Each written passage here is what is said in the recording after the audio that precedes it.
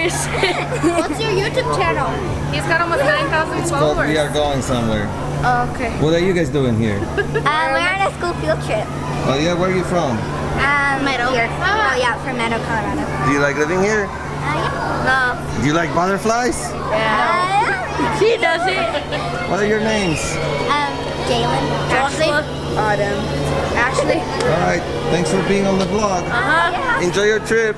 You too.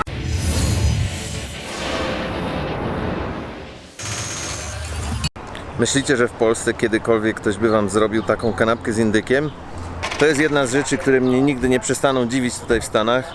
Po co komu 10 warstw indyka na kanapce? Miałem po prostu ochotę na kanapeczkę z indykiem na śniadanie dzisiaj, bo byliśmy w takim fajnym miejscu. No i jak zwykle, no tak po prostu tutaj robią te kanapki w Stanach, co jest dla nas Polaków bardzo dziwne i nie bardzo zjadliwe.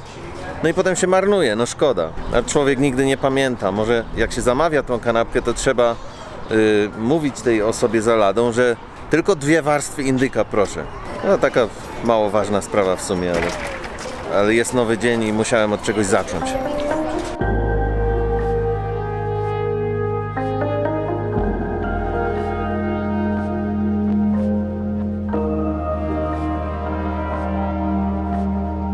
This is like upside down a little bit, isn't it? With all these things flying around.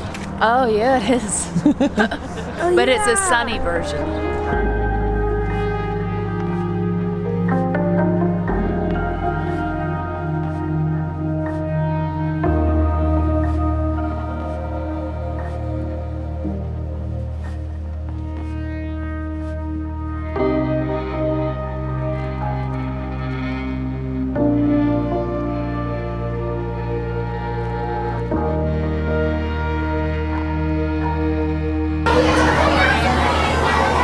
Just happened, but he was on the floor. I wanted to make sure he doesn't get stepped on, so I picked him up.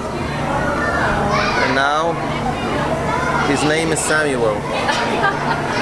So this was all your idea? Yes, I believe. Well, I know Blondie loves butterflies, so I thought it would be a fun thing to do. Butterflies? I like butterflies. Probably not as much as Blondie, but when we were in high school, we were sitting on the back porch at my parents' house and a butterfly landed on her knee and we captured a picture of it. I'm not sure whatever happened to the picture, but it was just such a cool moment because Blondie was so excited to have the butterfly land on her. Really? I've never heard that story. I don't know if she still has the picture, but I may have it somewhere in a box. Do you have any other stories about Blondie from high school times? Oh, she may not like me telling some of those.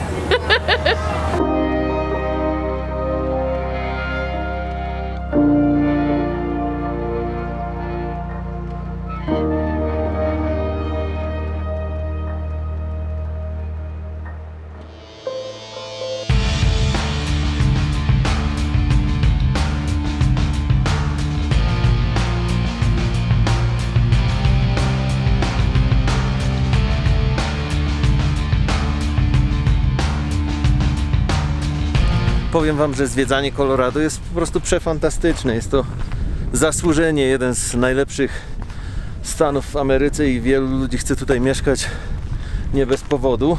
W tej chwili prawie można jeździć tutaj na nartach. W czerwcu, gdzie na dole jest 90 stopni Fahrenheita, a tutaj jeszcze jest całkiem sporo śniegu na górach. No dobra, może z tymi nartami to trochę przesadziłem, ale warunki są zbliżone do zimowych, nawet w czerwcu i w lipcu. Hey, congratulations! You climbed the summit.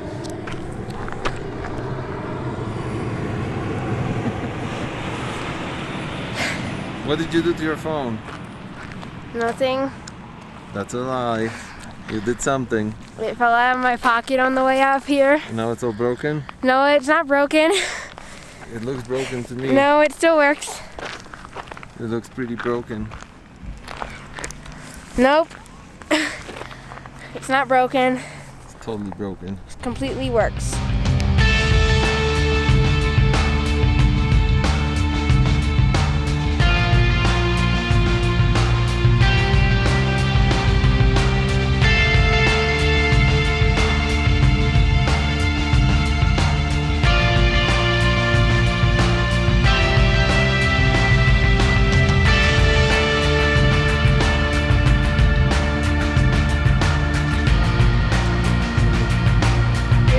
miejscu, gdzie jesteśmy, jest tak zwany Continental Divide i znaczy to, że po jednej stronie tego znaku woda zaczyna płynąć w stronę Oceanu Atlantyckiego, a po drugiej stronie znaku zaczyna płynąć w stronę Pacyfiku.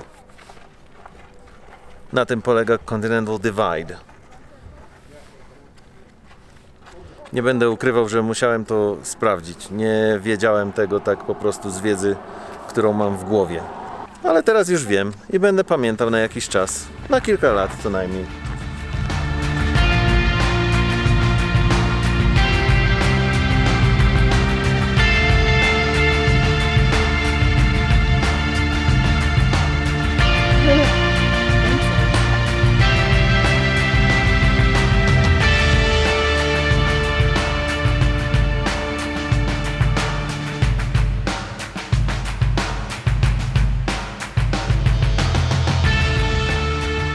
Rafał Woźniak pyta, dlaczego nie samolotem? Bo taniej samochodem, o wiele. Przy 3 osobach już się bardziej opłaca jechać samochodem. Mniej więcej, tak to obliczyłem, że wyszłoby nas $2000 lot. Dlatego, że jeśli byśmy lecieli, to koszt biletu jest około tych $400 na osobę, powiedzmy. Do tego trzeba coś tam dodać za bagaż i na miejscu musimy wynająć samochód, bo robimy tutaj wesele w sobotę. Mówiąc robimy, mam na myśli to, że je fotografujemy, a takiej imprezy nie da się zrobić bez samochodu, więc musielibyśmy mieć samochód tutaj na miejscu. Dodatkowy koszt, no i tak wszystko to jakby pozbierać, policzyć do kupy, to by wyszło około $2000. Przejazd samochodem w obydwie strony wynosi nas około 500.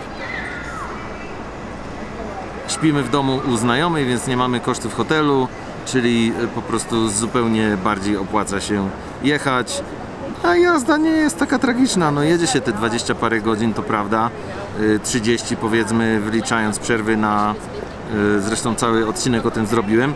Ale jak się już odjedzie trochę od wschodniego wybrzeża, to drogi są takie piękne i gładkie w Ameryce, że naprawdę jedzie się jak po stole, więc naprawdę, no nie ma problemu. Jeśli ktoś lubi jeździć, a my lubimy jeździć, to jest wygodniej w samochodzie. Można sobie naładować, czego człowiek tam potrzebuje, czego chce, nie przejmować się, zatrzymać się kiedy chce, zjeść, prawda, kupić sobie kawę i tak dalej. Nie ma problemu.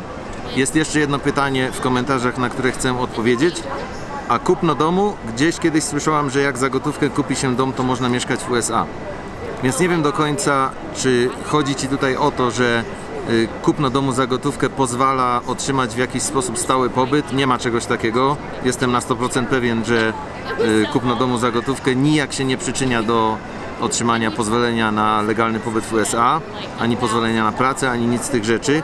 Natomiast jest prawdą, że prawo imigracyjne i instytucje, które egzekwują prawo imigracyjne, są tak jakby zupełnie oddzielone od instytucji finansowych w Stanach. Czyli faktycznie, jeśli jesteś tu nielegalnie i masz tyle pieniędzy, żeby za gotówkę sobie coś kupić, na przykład dom albo i nawet jakiś wielki budynek, hotel i tak dalej, to możesz to zrobić. I praktycznie tak do końca to nikt tego nie kontroluje.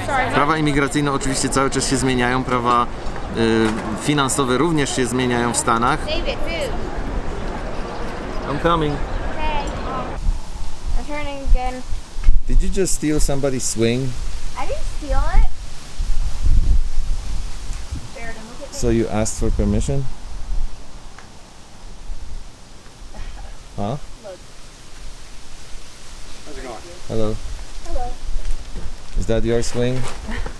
Go for it. That's what it's for. Oh, thank you. Enjoy. You were right, you didn't steal it. It checks out. A lot of friendly and chilled out people in Boulder. You are invited to swing in front of their house.